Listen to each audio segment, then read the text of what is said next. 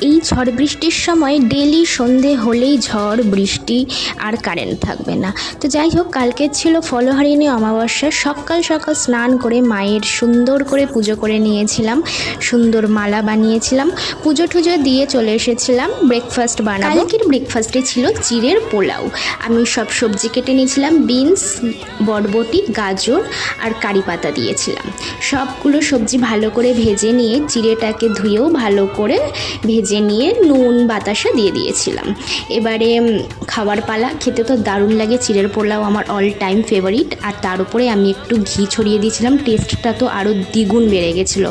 তো সকালবেলা খাওয়া দাওয়া করে নিয়ে টুকটাক কিছু কাজবাজ সেরে নিয়ে দুপুরে চলে গেছিলাম মাসিদের বাড়ি। মাসিদের বাড়ি ছিল আজকে নিমন্ত্রণ। মাসি আমার জন্য স্পেশালি নিরামিষ রান্না করেছিল, কচু শাক, আলু পটলের তরকারি, ক্যাপসিকাম বেসন দিয়ে ভাজা, কুমড়ো ফুলের বড়া, কুমড়োর বড়া আর চাটনি। সবকটা